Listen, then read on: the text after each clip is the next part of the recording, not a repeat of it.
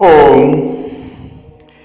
कोई भी साधना, आराधना, जप, तप, योग, अनुष्ठान परमात्मा के नियम नहीं बदल सकते। किसी भी तरह कुछ भी कर लो, आप परमात्मा के नियमों में कोई बदलाव नहीं ला सकते, अपनी प्रारब्ध को नहीं बदल सकते। जो भी परमात्मा के नियम को बदलने का दावा करते हैं, इस धरती पर जो भी परमात्मा के नियम को बदलने का दावा करते हैं, वे केवल अपने स्वार्थ सिद्धि के लिए जनता को बेवकूफ बनाते हैं। हमारी 4 अवस्थाएं हैं। पहली जागृत अवस्था, दूसरी स्वप्न अवस्था, तीसरी सुषुप्त अवस्था, चौथी तुरीय अवस्था। इन अवस्थाओं को स्तर भी कह सकते हैं। पहला जागृत स्तर, दूसरा सूक्ष्म स्तर, तीसरा कारण स्तर और चौथा कारणातीत स्तर। हम सब का परम शुद्ध अस्तित्व चौथा स्तर है। हम स्थूल दृष्टि से एक शरीर हैं। सूक्ष्म दृष्टि से इस शरीर के भीतर एक जीव भी है, जिसे प्रारब्ध अनुसार ये शरीर मिला है। इस शरीर के बाद जब हमारा अज्ञान खत्म हो जाता है, इसके बाद जब हमारा अज्ञान खत्म हो जाता है, तब हमें आत्मा व ब्रह्म की जानकारी भी हो जाती है। शरीर में जीव के अलावा प्रभु भी वास करते हैं।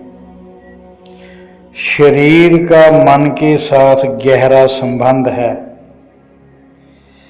इस शरीर के भीतर प्रभु ने जीव को किसी कारण से बिठाया है। ये जीव प्रभु ने, इस जीव को ये शरीर प्रभु ने किस कारण दिया है। इस शरीर को ज्ञान व कर्म इंद्रियों से सजाया है प्रभु ने, व उनका पार्शियल कंट्रोल मन को दिया है। इसका कोई तो कारण होगा। फिर प्रभु ने कर्म करने की स्वतंत्रता दी है। आप अपनी ज्ञान इंद्रियां व कर्म इंद्रियां को अपनी इच्छा अनुसार प्रयोग कर सकते हैं। भगवान द्वारा सब कुछ देने के बाद भी हम शिकायतें करते हैं। हम कितने स्वार्थी हैं, कितने मतलबी हैं और कितने मूर्ख हैं। संसारक बंधनों में फंसकर, सृष्टि के रचयिता को भूलकर हम शांति व आनंद की कामना करते हैं। जिसने ये शरीर बनाया, जिसने ये संसार बनाया, उसको भूलकर हम चाहते हैं हम खुश रहें, हम आनंद रहें। ये कैसे पॉसिबल हो सकता है? ये जीवन तो जीना ही पड़ेगा, चाहे प्रभु को भूल कर जियो, चाहे उसके सुमरण में जियो, चाहे काम क्रोध मोह अहंकार से भरे मन से जियो, चाहे श्रद्धा प्रेम व प्रभु सुमरण में जियो। श्रद्धा से प्रेम से प्रभु का सुमरण करते हुए जियो। प्रभु ने आपको पूरी स्वतंत्रता दी है। इस स्वतंत्रता का नाजायज फायदा मत उठाना। होश पूर्वक जीवन जीना अति जरूरी है। स्वाध्याय प्रभु सुमरन बहुत बड़ा सात्विक सुख देता है। स्वाध्याय व प्रभु का सिमरन बहुत मानसिक सुख देता है। सात्विक सुख में मस्त होकर अपने पारिवारिक कर्तव्यों को कभी नहीं भूलना चाहिए। इसलिए कहता हूँ होश बहुत जरूरी है। जे मैं मानता हूँ जो प्रभु सुमरन के पथ पर श्रद्धा से चलते हैं वह तामस व राजस सुख के बारे तो सोच नहीं सकते।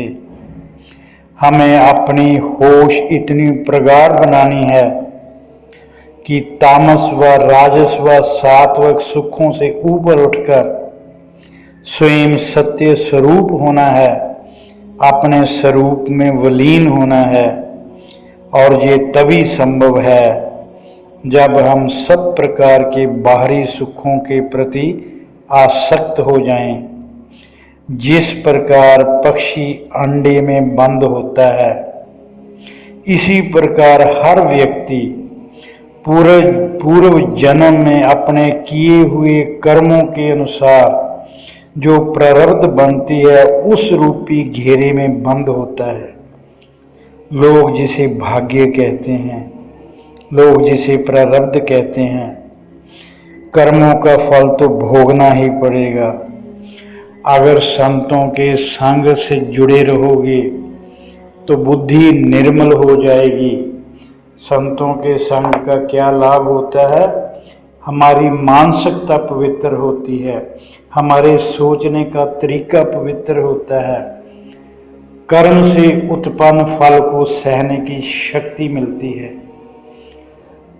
परमात्मा की रजा में रहने का स्वभाव बन जाता है। सुख व दुख में सम रहने के कारण मन सदा शोक रहित रहता है। ये फल है संतों के संग का। संतों के संग से ही मन बलवान बन जाता है। सहन शक्ति होने के कारण कभी ऐसा नहीं बोलते या ऐसा नहीं महसूस करते कि भगवान ने तो हमारा भाग्य ही खराब लिखा है। साधक के जीवन से गुरु कृपा के कारण सब प्रकार का रोना धोना बंद हो जाता है। जन्म जात परिस्थितियों के बंधन की दीवारें खुद ब खुद टूट जाती हैं। संसारिक कष्टों व दुखों से हमारा मन कभी विचलित नहीं होता। दुखों को भी प्रभु का प्रसाद समझना ये गुरु कृपा की ही देन हो सकती है। मोह व बंधन से मुक्त होना गुरु कृपा के बगैर मुश्किल है। गुरु कृपा से ही मन की चंचलता खत्म हो सकती है। जब मन की चंचलता खत्म हो जाती है तब निर्विकल्प समाधि लगने में ज़्यादा समय नहीं लगता। जब मन की चंचलता खत्म हो जाती है तब निर्विकल्प समाधि लगने में ज़्यादा समय नहीं लगता। इस अवस्था के नज़दीक पहुँचे हुए साधक के बोलचाल, चलने फिरने, उठने बैठने के ढंग में अद्भुत परिवर्तन होता है। उसका दृष्टिकोण परिवर्तन हो जाता है। वह बंधन मुक्त, कामना मुक्त, अपेक्षाएं मुक्त हो जाता है। अपने किए कर्मों की दूसरों से प्रशंसा नहीं चाहता। समाज में किसी प्रकार की पदवी व रुतबा नहीं चाहता।